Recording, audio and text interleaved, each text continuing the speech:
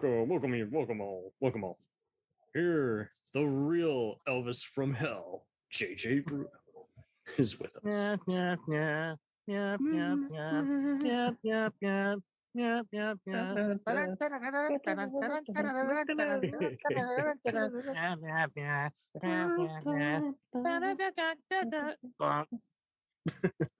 Gives you a clue on what we're talking about tonight. Oh, yeah. If you couldn't tell from that, I'm your host, Cam, and Tom is also joining second fiddle, if not laughing at our jokes. Shout heads. Spread out, you knuckleheads. You knucklehead. Hey, Mo, look what I found. What'd you find? Boink. This. That's nothing. Look at this. We're talking about the Stooges. Not the band, the comedic group. Oh, man. So we're talking about Mo Howard, Larry Fine, Curly Howard, as well as replacement Shimp Howard, Joe Besser, and Joe DeRita. Oh, man. The reason why when I hear Joe DeRita, I get a strange craving for some chips. I don't know why. Hey, I was wondering, something? I remember working with you. Shut up, yo. Shut up. Once again, unlike the Marx Brothers, they were not able to call a lot of the shots. They were totally screwed over by Columbia Pictures and RCA. And when prepping for this, I literally went back into my cranium and remembered, I'm sure you guys might have encountered, this not only reinforced how much I loved watching them on Saturday mornings. They're still played even on AMC today, and I would often see Leslie Nielsen give an intro on their comedic appeal, and that was eye-opening. I'm like, dude, there's a guy who, much like Shatner, went from being serious to comedically serious, do you guys remember an obscure movie from like 1986? It is fucking terrible, but everyone should see it. Mania? That's the one. Oh, yes. Josh Mostel. Yes, it was so well intended. My mother rented it. She's like, "You love the Stooges. This sounds kind of amusing. It'd be behind the scenes and what have you." Oh man, it was definitely at least one of 5 movies that we watched and we turned off after 20 minutes. We were just like, so. Outside of the stock footage and the comedian laughing at it, there's literally no plot or narrative. It's just like it was a great idea on paper, and I don't think you can even find it on DVD. It's just that awful. It was bad because what they did was they basically had they had 3 guys dressed as the Stooges, and one of them was the guy who played Francis in Pee-wee's Big Adventure. Oh, yeah. And he was Curly in that one, and he did a very spot-on Curly. Yeah. I thought even Michael Chiklis did a hell of a job as Curly in that. Oh, Michael Chiklis did a great job. And that says a lot for a guy whose career almost died after doing the awful Jim Belushi bio.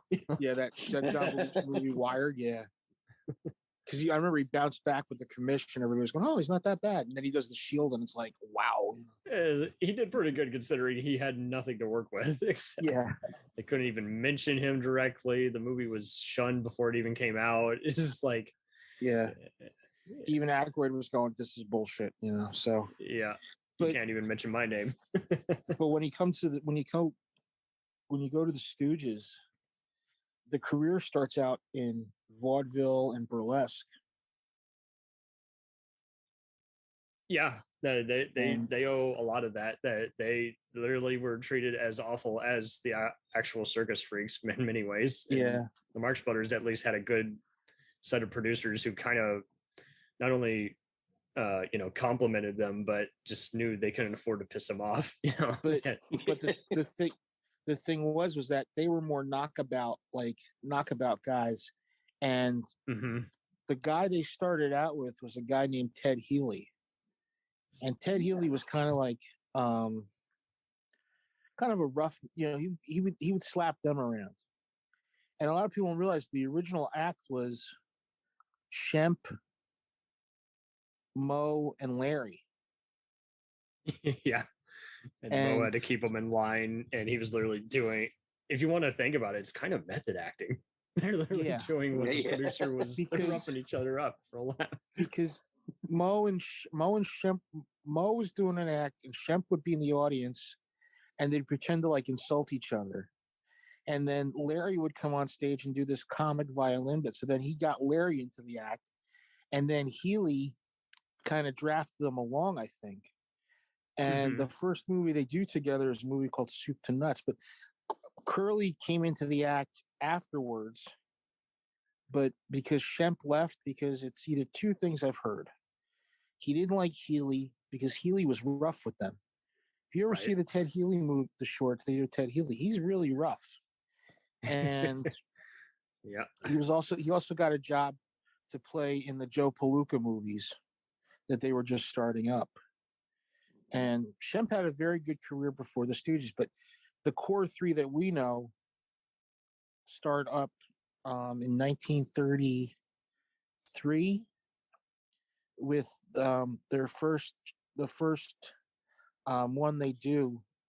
What's the one where it's the doctors, where they play the doctors? Ooh, definitely saw that one. Oh God, calling Dr. Fine, Dr. Howard, Dr. Fine. Isn't there another one where they also do that and they end up like freeing a zoo of chimpanzees? Yeah, but I'm thinking, what's the first one they did? It was nominated for an Oscar. Oh, that's awesome. Yeah.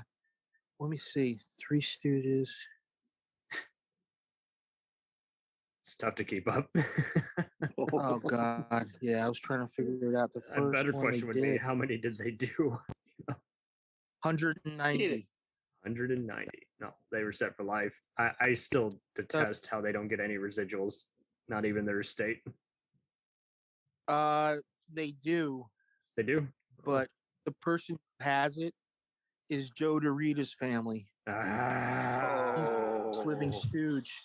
That's some wrong sauce right there. Ugh. Yeah, but that's what they did, originally it's called Ted Healy and his Stooge, consisting of Ted Healy and Mo Howard. Then they were joined by Shemp and then Larry. And the four appeared in one feature called Soup to Nuts before Shemp left to pursue a solo career. And then he was replaced by Jerome, who's Curly, in 1932. 2 years after appearing in several movies, the trio left Healy and signed on to appear in their own short subject comedies for Columbia. Yeah, I'm just trying to see here. What was the first one, though? Because there's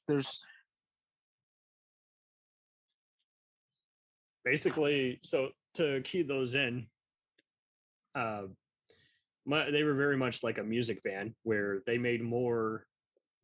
I mean, even more like TV actors is like they made more just going to conventions and doing public comedic acts in person than they ever did. Literally making their shorts for peanuts. Well, it was because of the fact that first off, they were better off without Healy because reportedly Healy was a real drinker and not really a good guy to be around. Just a shady man. Yeah, and he died of shady circumstances. Oh, really? Yeah, reportedly he was murdered. So wow. He was probably treating him like shit because he probably had some mobsters looking over him. Well, no, supposedly the story goes is that it was Wallace Beery and some other guys roughed him up. Oof. And, that's supposedly the story that happened, I'm trying to see what was that one that they did? Is it Turn Back the Clock where they're extras as wedding singers? Yeah.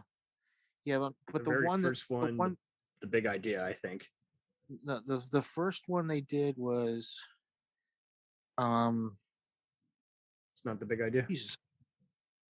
No, I'm talking the first ones. That's what I think. This is the first one I'm seeing credited from. Yeah, but I'm talking the dang, if I could just get that one, the one where they did the doctors, which is like it's so strange to watch because if you watch it, you have the them in it, and then you've got Billy Gilbert who was in the Laurel and Hardy the Music Box. Oh wow. You know, Are you thinking of Are you thinking of Dizzy Doctors by chance? Not Dizzy Doctors. No, it was another one. Okay. It was one where they kept like going around. I'm trying to think I could look it up. Hold on. But yeah, the thing with the Stooges was that when they first started out, it was like, it's so strange to watch like this group of guys that were like three guys. They just basically like boom, they bang, it was like they were slap happy. Men in Black, that's the one. Men in Black. Men in Black. Okay. Because it's woman haters, punch drunks, Men in Black. Man. And Men in Black was the one that I love because it's just so fun to watch. And then, the thing was that they were popular because all the shorts, you try churning out 190 shorts in the space of 30 something years. Yeah, Fruit of the Loom couldn't even do that. Yeah. I'm not. No. But like you think about it, it was like a factory with them, And they had Jules White and Del Lord, and Jules White were the two big guys who were like giving him the scripts and everything like that. Jeez. Oh. What was your take on when they actually did a few movies? Like they did kind of a one which was kind of meta called Cook's Tour, where they was like showing them semi-retiring. That was kind of like not fun because I think supposedly Larry had a stroke while they were filming it. The ones I remember the most are Have Rocket Will Travel, The Outlaws Is Coming, the Three Stooges Meet Hercules. I love that one. The Outlaws Is Coming, where they hire Adam West to become a sheriff. Yes. Yeah.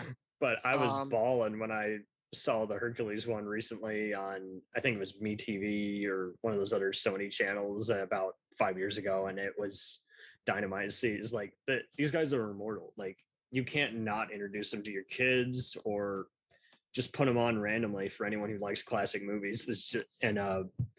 Kudos to Emmett Sitka, who was just a common, just like go-to guy who they punch in like all their movies. He was a hobo who got into show business, and he was the replacement for Larry when Larry had the stroke, and they needed to have a third guy. So Emil Sitka went in and replaced Larry, and it was him, Mo, and Curly Joe for a little bit, but then it fell apart.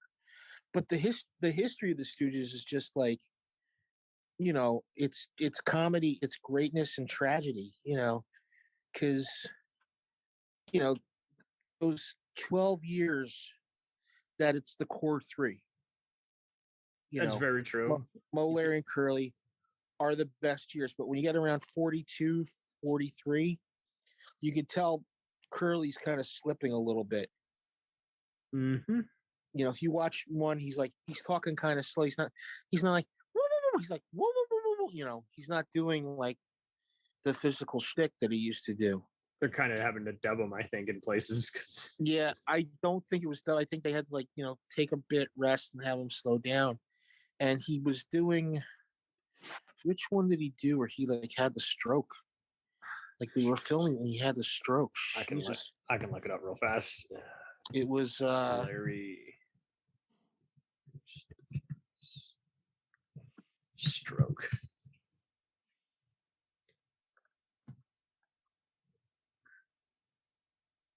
It was Half-Wit's Holiday. I think it was. I think it was Half-Wit's Holiday.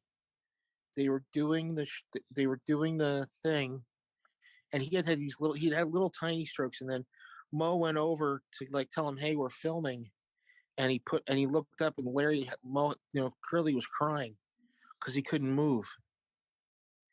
And if you see at one point, Mo just goes off like at one point, Curly was kind of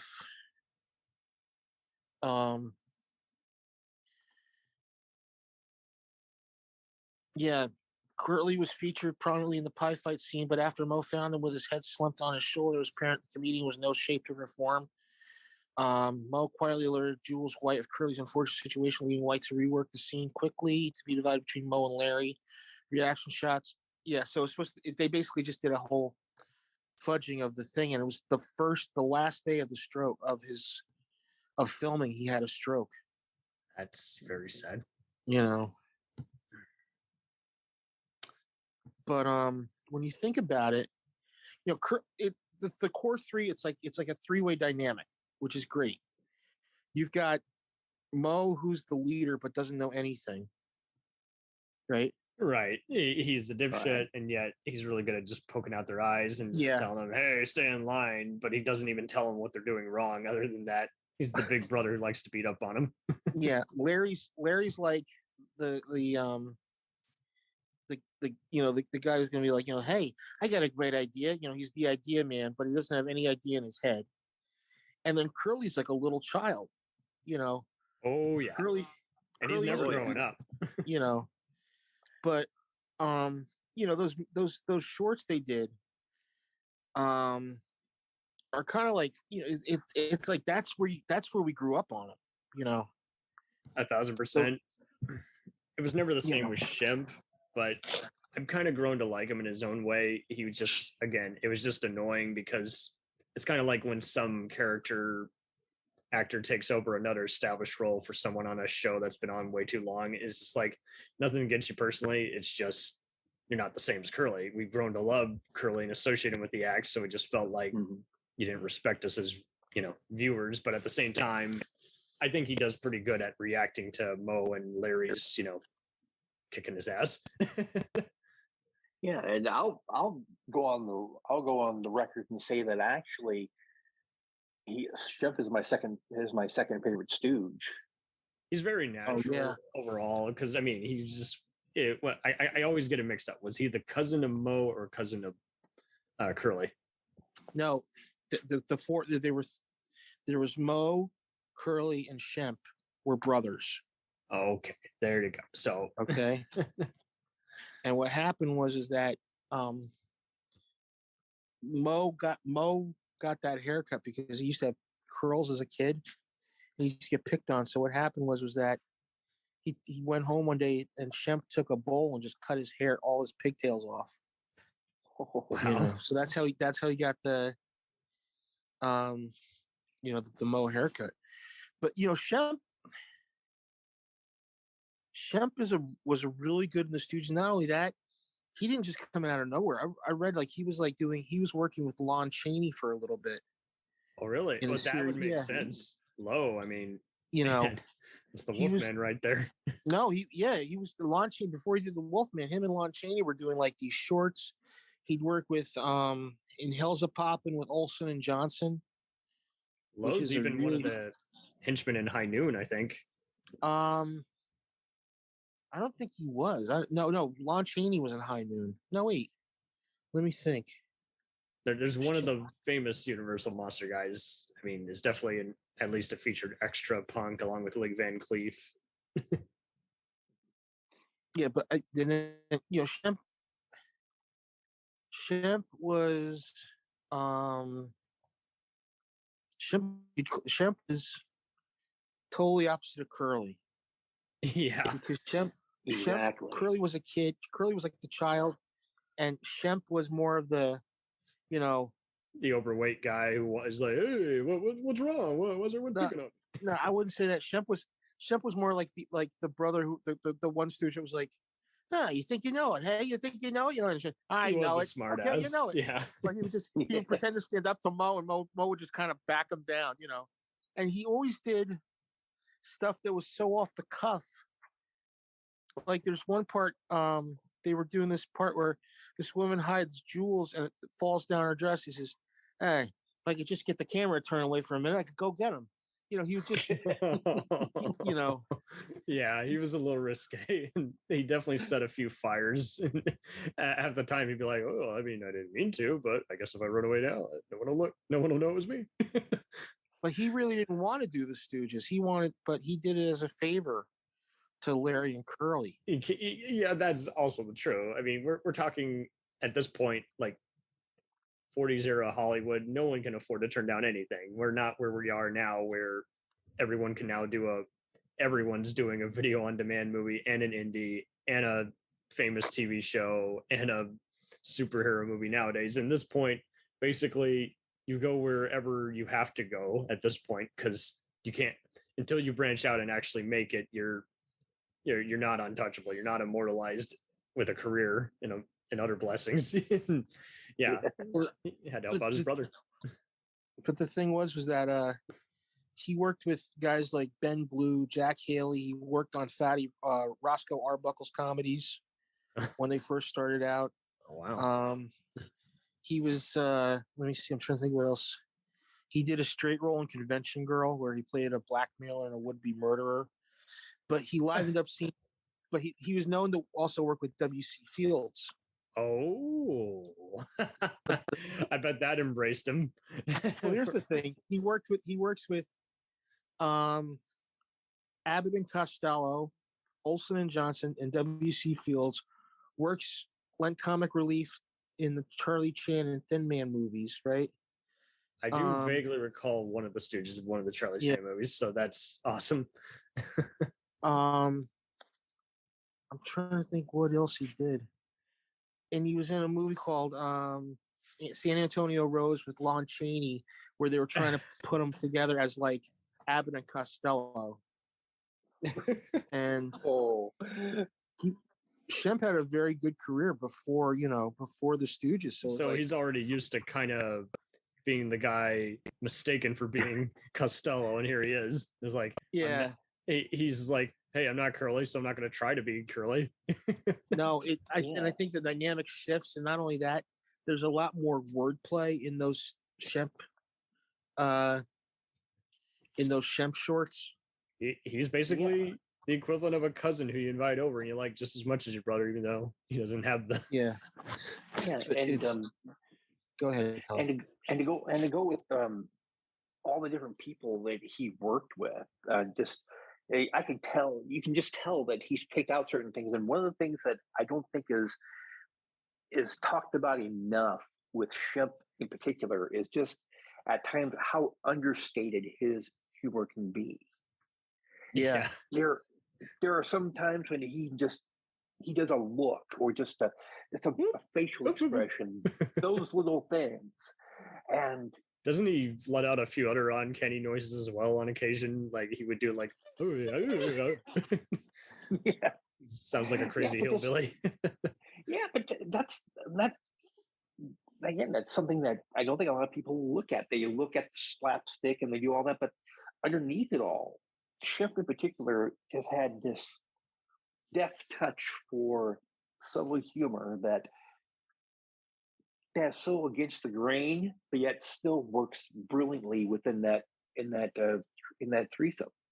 He's offering everything he wants to actually do as a comedian, as opposed to worrying, what's going to fly or not. He's like, I got nothing to lose. My brother got me this gig, so I didn't even have to worry about the job interview, so to speak. Now I'm just going to do what I want to do. We'll return after these messages. Do you ever find yourself thinking about who would win in a fight between Goku and Superman? Hi, I'm James Gavsey, and on the Who Would Win show, me and my co-host Ray ignore anything important happening in the outside world and debate fictional battles between characters from comics, movies, and video games. We got a new show every week, and almost always am I the winner. Yeah, not true, Ray. In the past, we've discussed such matches as Captain America versus Darth Vader, Solid Snake versus the Iron Giant, classic matchups like RoboCop versus Terminator, and even the Muppets versus Sesame Street. That one was crazy. So if you're a fan of geek culture and love a spirited debate, check out the Who Would Win show wherever you get your podcasts, or check us out at whowouldwinshow.com.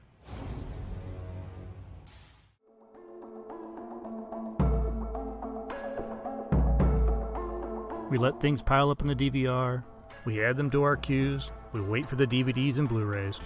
We time shift.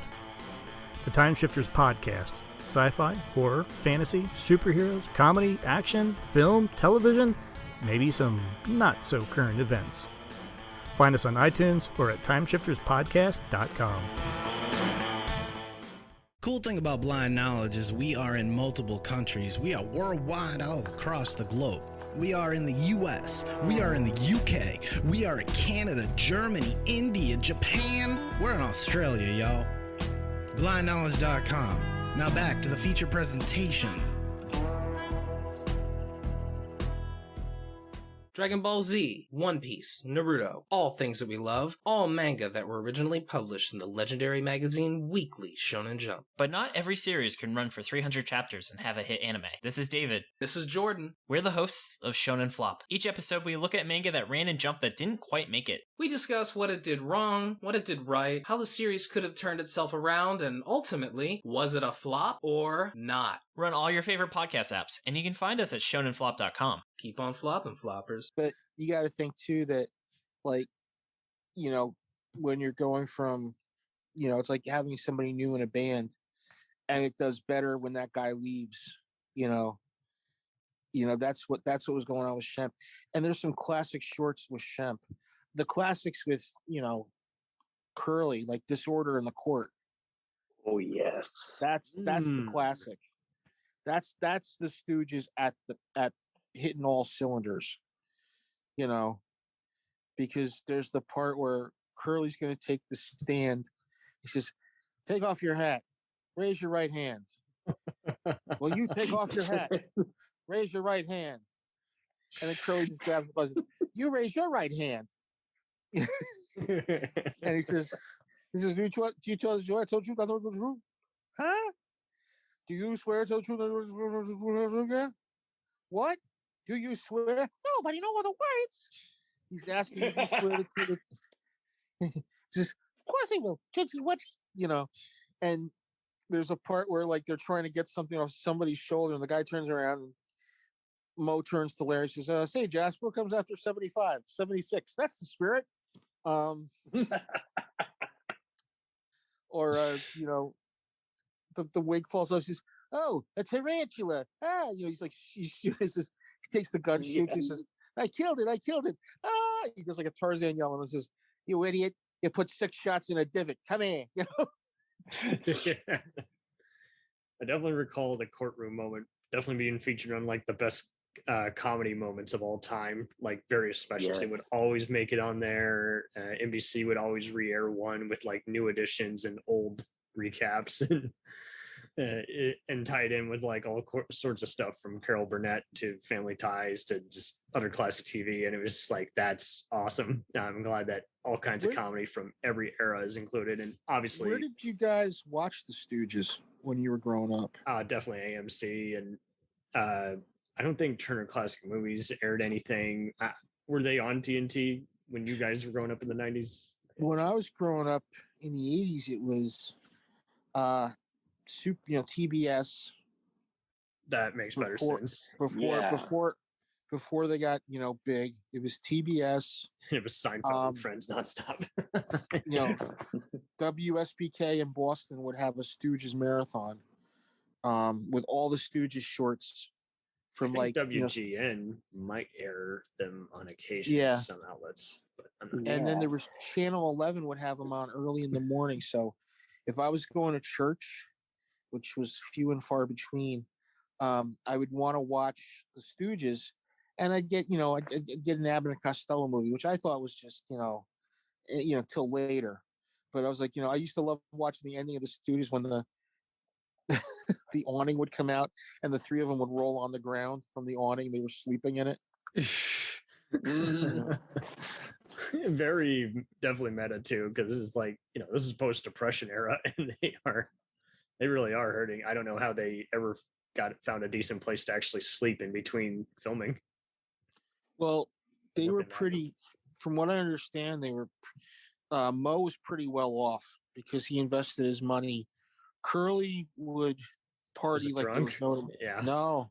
Well, yeah, Curly was a partier, and then Larry would like go to the track and bet like crazy. Yeah, I do. So I'm glad you brought that up. I've totally spaced on his gambling addiction, and I think Curly also had like a few, like 2 different, like very expensive, like like he broke a few different bones as well as his face at different occasions. Well, the reason why you see Curly walk with a limp was that he was younger. He was shot in the leg, and they never took the slug out, so he was limping. That's why you see him limp. He's like, like that. Did he serve in the army? No. It was a hunting accident. Oh, yeah. That poison that'll spread. No. It was a little BB. It didn't. They got. I think they got it out, but it didn't heal right or something like that. I don't know. But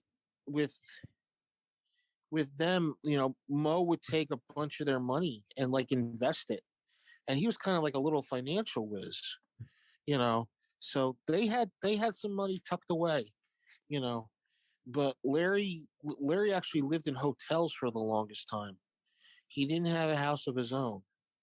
And 100 a night, that even 40 a night in those days, that's rough. Yeah. You might as well be better off sneaking into someone's farming staple and just spending the night there and then taking off the crack of dawn, Yeah, well, that's what he would do. He'd like take off and he would like, run out on bills and stuff like that from what I'm hearing, from what I've read. Curly was married, I think, 4 times. Ooh. And each one, the last woman he had, he really loved and really loved him. And they actually adopted a lot of dogs. They were doing rescue dogs before he passed away.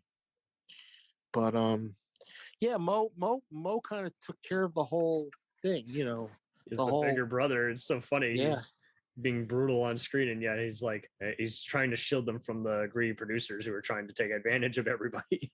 Well, the thing with Mo, they never had a business manager. Yeah, they never had one. They kind of kept lucking out until it just stopped, and they just got invited to comedy events and TV specials. Well, what happened was that Shemp died in 1955. He had a heart attack coming back from a fight. And they were still doing the shorts at that time. And then they wanted Dorita originally, but he was under contract to Minsky's, which was a burlesque house. And he was doing comedy, and I've heard some of his comedy, and it's really funny. And they brought in Joe Besser, who I thought was the worst stooge ever. I definitely didn't see as many of his, so I think everyone's in agreement. Want to. That injures the brand, so don't re-air that unless you run out of material for that week. Because Joe Besser was funny on his own. He was great as Stinky on the old Abbott and Costello show, and if he was in a movie or something, he would do good. He'd be funny. But he would go. He'd hit. Not so hard. Oh, don't hit. He didn't want to be hit. It's once again method acting, and it's like, well, see, come on. It's the Three Stooges. You're gonna get slapped. Don't slap. I don't want to get slapped. Don't do a horror movie if you don't want to get gory. Don't do an action movie if there's not going to be a fight scene or an explosion. It's just... And then when Columbia stopped in 1957 or 1958, Besser wanted to stay home with his wife, and they got Joe DeRita. They finally got Joe DeRita in. And Joe DeRita was like, yeah, I'll do it. I mean, I'm not a big fan of the comedy you guys do, but you know what? If you need a third, I'll come in, I'll do it. And just call me Curly Joe,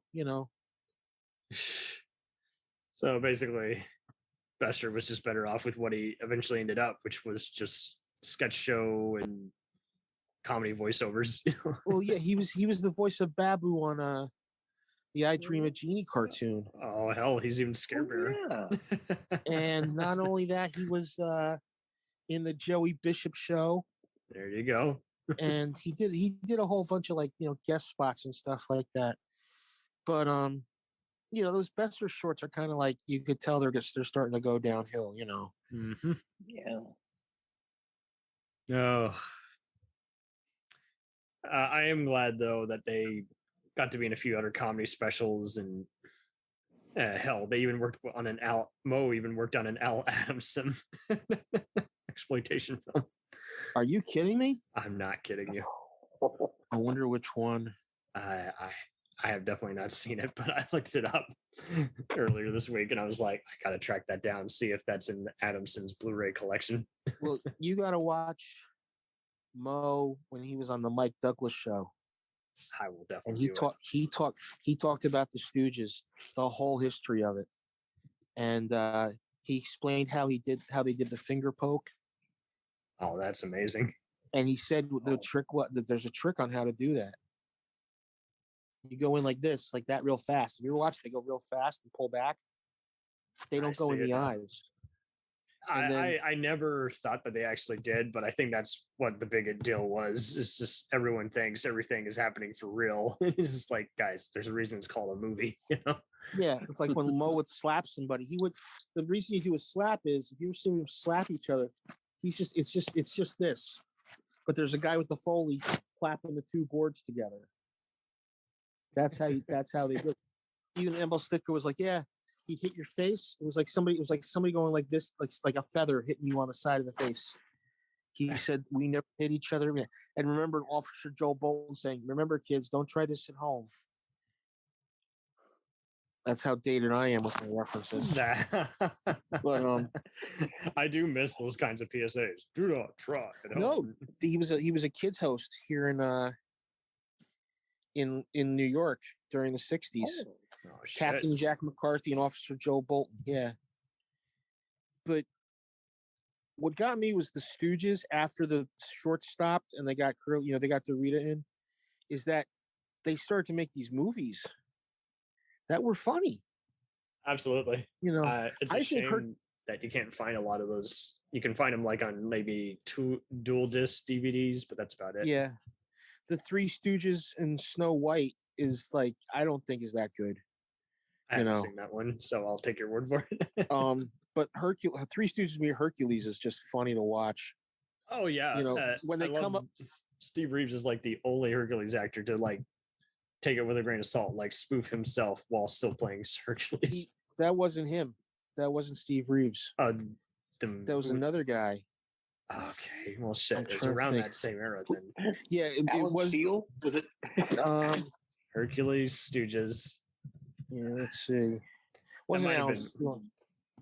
That might have been it. Steve Reeves turned it down because he was not going to injure his brand. He's like, hey, I'm not making fun of myself. Let me see. And they got in Steven Seagal. Yeah, there you go. Years before Steven Seagal.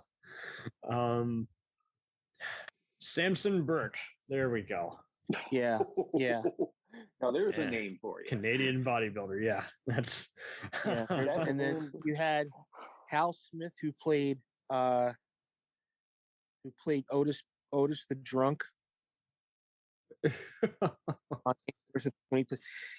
made 50 times its budget. It has a budget of $4,200, $420,000. It made $2 million at the box office. That's amazing. And I think it was. I mean, how can you not go when it's got a name like that? Hercules meets the Three Stooges. Mo Howard expressed his fondness for the film in 1973, stating, "Of course, Hercules I liked very much, especially when we were in the slave ship. We had a great special effects team. He knew his ins and outs, you know. But it was a 13-day shoot." And there's one line Mo says in that thing that cracks me up. They land on an island and there's a signpost. And he says something to the effect of, the first one who says it's Greek to me is going to get one in the face. That's great. Oh. And then the movies were like, let's see, you got Three Stooges in orbits, Three Stooges go around the world in a daze, The Outlaws is coming, Have Rocket will travel, The Three Stooges and Snow White, Kook's Tour, The New Three Stooges, which was a cartoon that they all voiced. That's right. And it wasn't Hanna-Barbera. I know we brought it up in our cartoon specials. It was someone else. It was some cheap, like, but I remember telling my buddies, I'm like, hey, you know, there was a Three Stooges cartoon. And they're like, no, there wasn't. I said, yeah, there was, a long time ago. And I remember watching it on like Channel 5 because they had the old Abbott and Costello cartoon on too. Yeah. That's great. Shame they didn't replay those much. Oh, I think you can get it on DVD somewhere. I mean, I do have to say I was kind of disappointed in the various times they were at the new Scooby-Doo movies. Oh yeah. I mean, Adam West and Burt Ward Batmans were fine for what they were. I got annoyed by just half the time. It just, it felt like they were either taking stock audio from the Stooges and it just wasn't matching up with the animation. Well, it wasn't the Stooges doing the voice. And I know it was Frank Weckler, and I'm trying to think who else was in that, but they were retired by then. The new Scooby-Doo movies came out. But they were the Stooges when they did the voices. It just sounded god awful. You know, it was like no offense to Frank Welker, but it's like, it's just like there's a place for everything, and I get that someone had to do it, but it was I just assume have it be just comedians inspired by them. Well, who do you think we were? The Three Stooges? Well, the thing I can understand is why they gave the robotic Stooges the go. Yeah. Ooh. And that to me always seemed like a little bit of a disconnect. Because we're used to the Three Stooges, but there was such a jump between the new Three Stooges and the robotic Stooges, and I should vaguely remember I think there was another Three Stooges cartoon before robotic Stooges. I could be way off on that, but it's just something. I mean, everyone was in the back of my mind. I mean, because like these other comedians we've talked about, everyone wants to work with them, and at the same time, you're talking about people who, by the time they're doing this, I think Curly was retired, or had he already passed on? Curly passed on in 50. Yeah, Curly and Shemp had passed on. By the time the 70s and 80s are rolling around, it's like they're just trying to keep it, just active, but it's hard to keep it active when, anyone who even read even a tabloid of that equivalent back in that day is like, hey, wait a second, how can it be the Stooges when they're not here? I think Frank Welker did the best Curly because he did Jabberjaw's Curly. That's right. Hey, Jabberjaw's a good voice, so yeah. But the only guy I know who can imitate Larry Fine is Billy West. Oh yes, Billy is incredibly talented. I remember Billy West doing Larry Fine at Woodstock, which is one of the most classic Stern bits ever. And he says, "Hey Lo," he's like, "Hey, get off the towers, you morons! I'm warning you. Don't try the brown acid." He's like, it's just like, to this day you can still hear Larry Fine singing with Crosby, Stills, Nash & Young. It's getting to the point where I'm no fun anymore. And he says, "I said, Mo, let's trip. We've got nothing to lose." hey, Jimmy, who's the it was my, I'm going to say something, but it's in the thing. It says, it was my idea to tell Hendrix to light the guitar on fire. But he was so crazy, I think the Schwarzer would light himself on fire. Oh, shit. No, Mo's idea. But I thought the Schwarzer was going to light him. That's what he says. So, man. It's like, there are all of our Jimi Hendrix fans. I didn't know Hendrix needed help. So, oh man.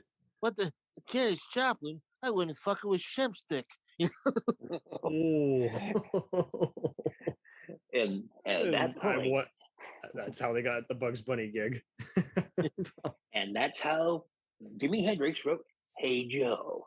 Hey Joe. He meant it. It was meant for Curly Joe. Hey, Curly Joe, he's writing a song about you. Hey, why don't you get up there and dance with him? I got a great idea. Let's pick up Shemp. Yeah, let's have Shemp take the heat, so to speak. Did you hear that story? Like Shemp was voted the ugliest man in Hollywood. For real? I don't know. I've always heard the story. Like, because if you look, first off, not even close, and B, Shemp in this, he looks like his face looks like he got beaten by a friggin' catcher's mitt. I mean, he always came off to me as the kind of uncle who hangs out at baseball games, and every once in a while they call him in to be the replacement referee. Yeah. I've seen way uglier guys who, I mean, and in all fairness, back before, I mean, we're always talking about comedians who were hysterical on screen and just a nightmare behind the scenes. I mean, he's so fortunate that he didn't have to be a guy who could only get work playing a guy playing a monster, but wearing a hot suit all day and that's just. I'm sorry. The great thing about them was that when it was those classic era with Curly and Shemp as the third Stooge, you couldn't go wrong with that. Yeah. When you see them, but in the 60s they did a lot of commercials too. Yeah, that's right. There's commercials for them working for them, like they're doing a PSA for the Arthritis Foundation, with like phony cures and stuff like that.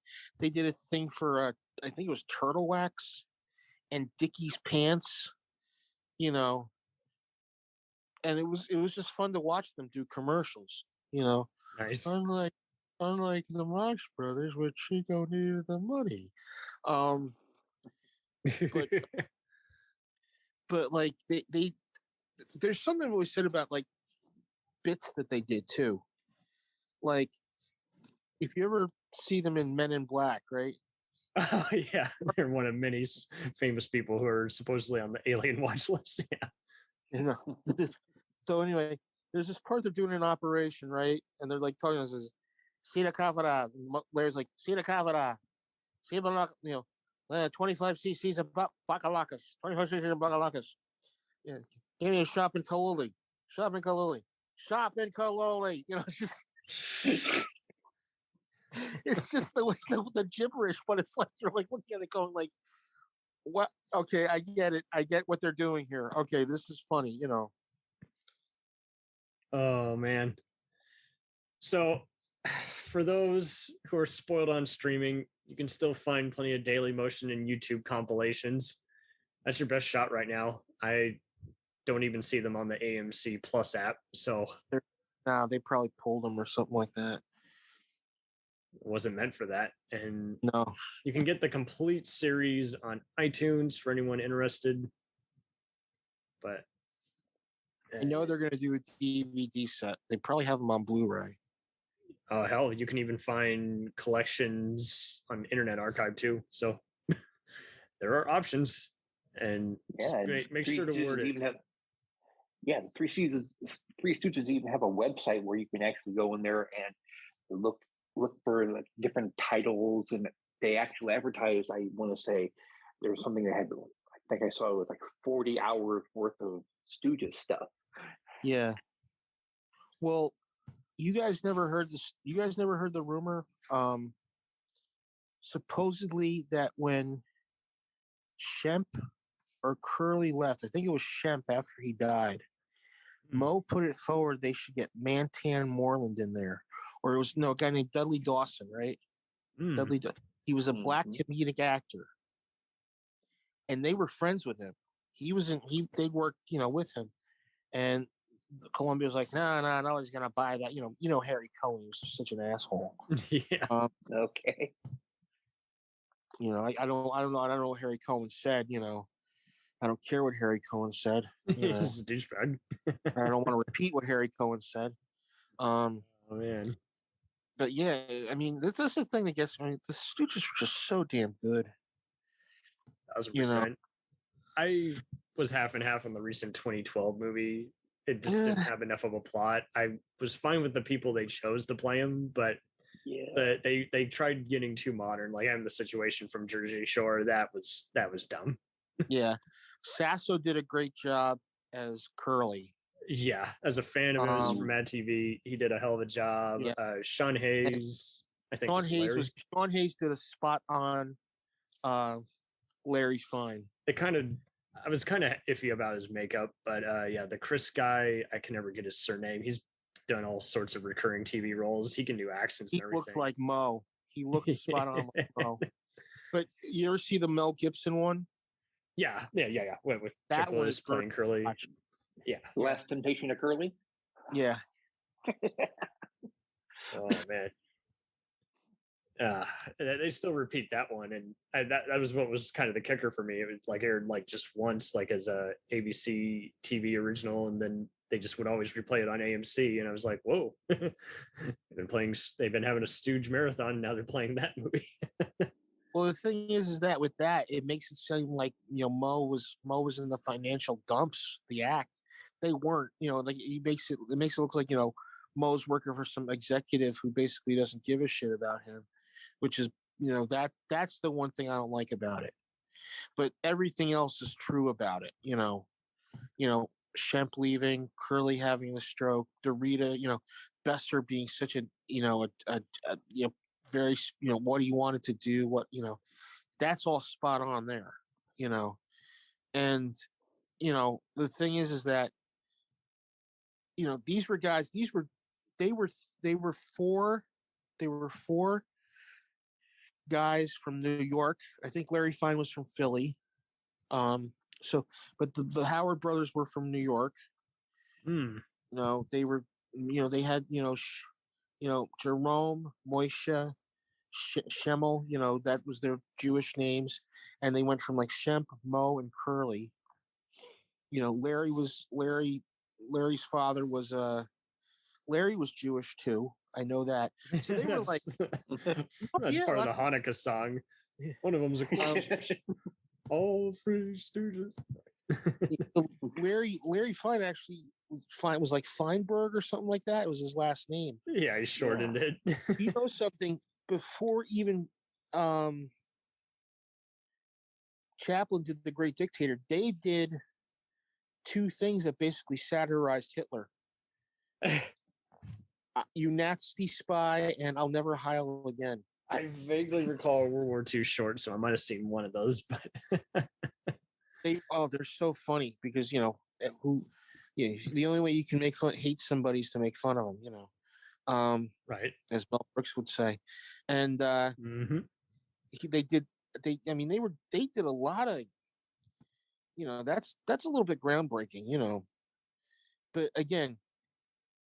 The Marx Brothers or the Stooges? Well, the Marx Brothers had better writers. The Stooges were more physical. Absolutely. They were more knockdown, drag out, funny slaps in the face. And who doesn't like a good pie fight at the end of a short, Well, if they don't, then let's just not talk to them. But who doesn't you like still need that kind of negativity in your life. They were kind of the ones who kind of helped re-immortalize it. I mean, there were plenty of comedians. It was a classic routine, just pie in the face. But I think they definitely popularized it more. They popularized it, and they did such a good job at it. And there's some humor you can't really repeat today. Like I'm sure they're in blackface in one segment or something. No. There's one where it's Uncivil Warbirds, where Curly's dressed up as like a Southern woman, and like a Southern belle, and Mo and Larry are dressed up as Southern generals, and she goes, oh, my baby, where's my baby? There's my baby. And he says, I saw him walking down at the tracks, and they uncover the thing. It's a black kid, and he goes, he must have been out in the sun too long. Ooh. Well, that's a little bit outside. But you can't help but laugh at that joke, but it's like, now you couldn't do it, I'm just happy like they never pulled like Our Gang, where you can't. I mean, our gang is just one of those where it's like, okay, Little Rascals, we get that it's founded on some not so civil principles, but at the same time, we do love them as a comedic act. So there's that. Yeah. Mm-hmm.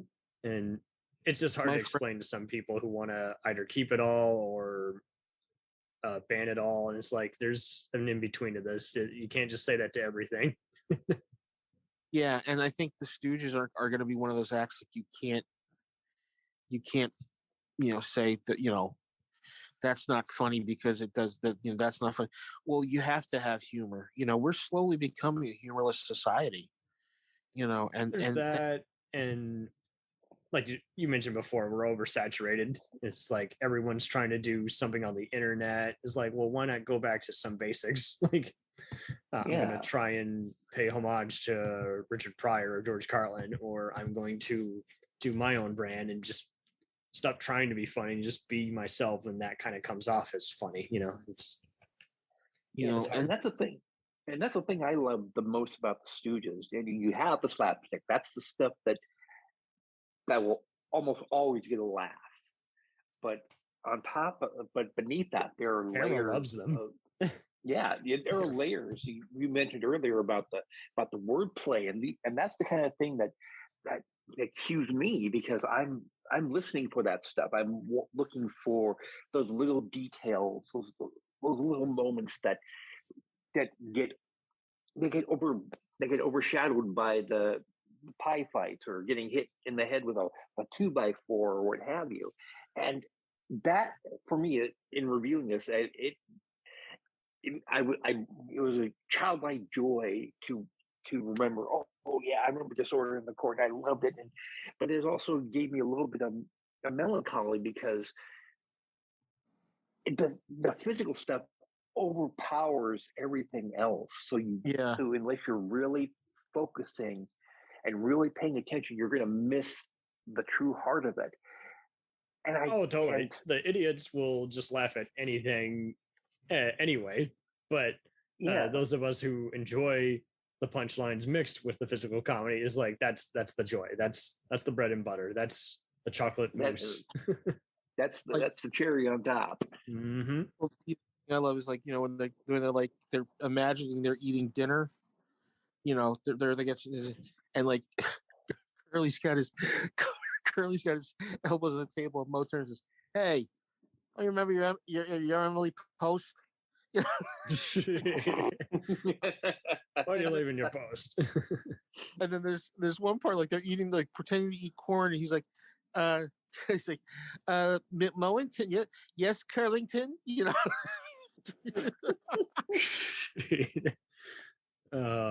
They did give each other all sorts of nicknames too. Well, it was like the way they would pull things off is like, it was like, and Tom says this, there's these little spots where you're watching it and you're now, when you're little, you don't watch, you just want to see people slap each other and get hit by something. As you get older, you begin to appreciate the verbal humor. Oh yeah. Oh yes. Because we like you said with the wordplay, but they're built for it. They really are. You can tell it's not just, it doesn't feel rehearsed. It is like they are built for that. They can handle that. They can do tongue twisters even. Well, yeah, and I mean, there's one part where I reckon this must be the place. Well, this must be the place. I reckon this must be the place because I reckon, it's just like yeah, it's like this. It's like these things that they do, and I was watching some like best of shorts, and Curly does this bit where like Mo and they're in the Navy, and Mo and Larry and her thing, and he's like pretending to dance with this girl, and like a commanding officer behind him, and he turns around, he goes like, he waves out, and he goes,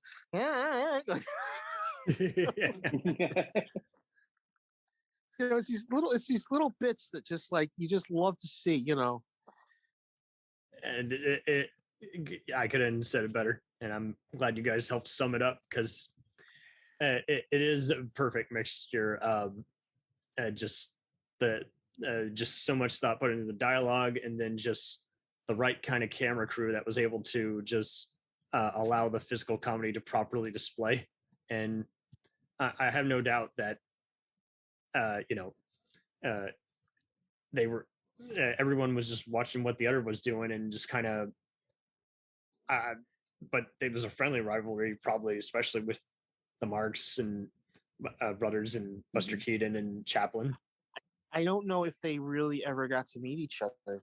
They're so busy making Marx it, brothers. they didn't really have And you have to realize trying to share the money. You have to realize too that by the time the Stooges were hitting it big, the Marx Brothers were kind of like retiring from doing their movies. So there might have been meetings, like meetings in between or something like that. I did see a picture though of Lou Costello and Curly Howard somewhere, and I think that supposedly like Abbott, like he took like Lou Costello took some stuff from Curly when he goes, like that, like that, or from Shemp, I think. But yeah, you think about it, that was a golden age of comedy. You got the silent era, you got the biggies, you've got Keaton, Chaplin, Harold Lloyd, and then you've got the Marx Brothers, the Stooges. You've got the Stooges knockoff, which is the Ritz Brothers, which I don't even remember. I remember some of their movies, and we can totally roast them if you want. Yeah, I just remember Hotel Anchovy, and that's it. That was like the one movie I remember them. But supposedly Harry Ritz is one of the funniest guys, according to Mel Brooks, and I can see why. But the Stooges were like a constant in our lives when we were kids. We loved watching the Stooges. We when we hear Three Blind Mice, or that theme song kick in, we'd all run to the TV. And my father, when he was in his 70s, was watching it.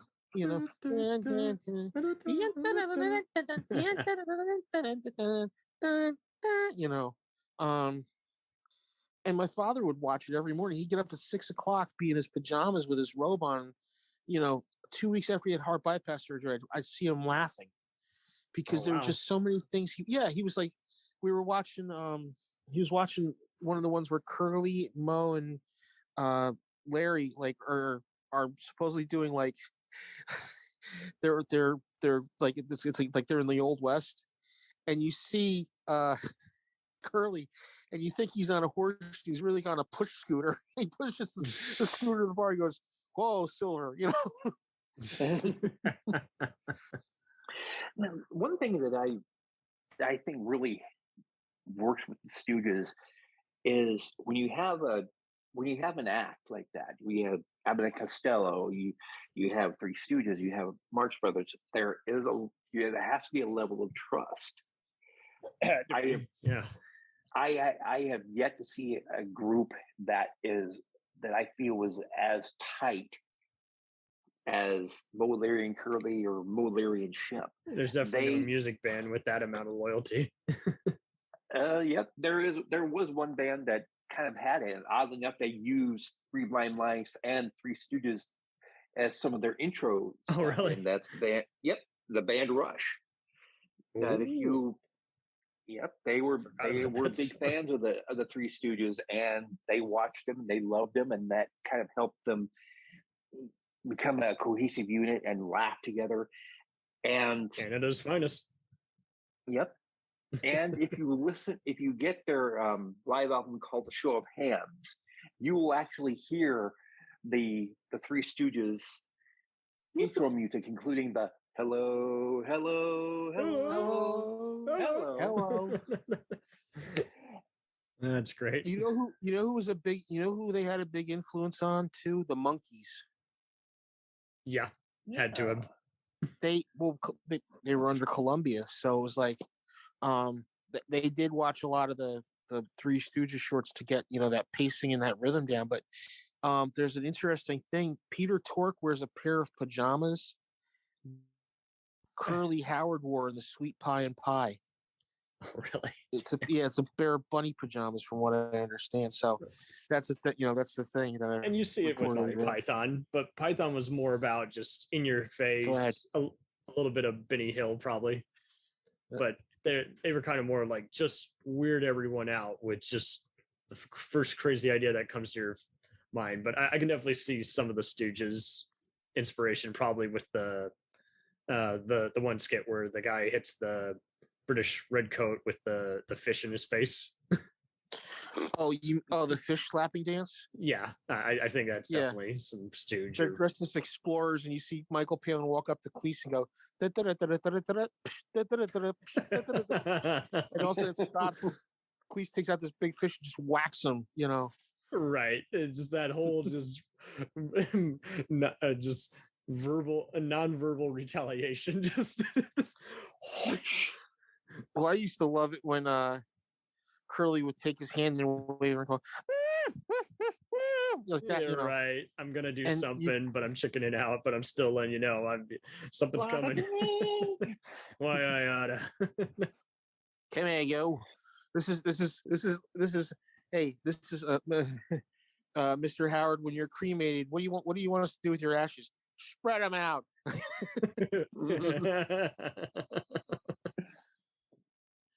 Oh man! Of course, I would be remiss if I didn't mention a classic, at least a classic for me from the '80s. A little song called "The Curly Shuffle" from Jump in the Saddle. Oh, yep. Yes. Oh my God. That was a song. When you're young, you hear that song, you're thinking to yourself, "Oh, these guys must." And then you get to be that age, you're like, "Shit!" I remember watching those things every night. Thank God they do make some cameos in some pretty good movies. Didn't he do a cameo in It's a Mad, Mad, Mad, Mad World? Yep. Mm-hmm. They were the firemen. There you go. Where Jim Backus is going to land the plane, and they pull back, and there's Mo, Larry, and Curly Joe. How did they get that gig? Were they actually invited, or were they actually at the airport? I think they were invited, because that was one of those movies everybody got in on. Yeah. Everybody. If you're famous, you're going to be in this crazy movie. And that's how Kevin Bacon got his start. There you go. It's been a joy having you. Well, I mean, it was either that or Animal House or Friday the 13th. So, oh man. Thank you all for being on here. And next week we're kind of thinking, the guests wanted to kind of start later. Would Steely Dan be okay for you too? Or oh yes. You guys can do Steely Dan. I'm gonna stay out next week. I got something to do. So, okay. Although I do have a little fact, my brother-in-law worked with Walter Becker on one of his records. Oh shit! My brother-in-law is Michael Franks, and Walter Becker reportedly, supposedly produced a couple of tracks on one of his records. I would not doubt it, given how busy he was. We can kind of play by ear.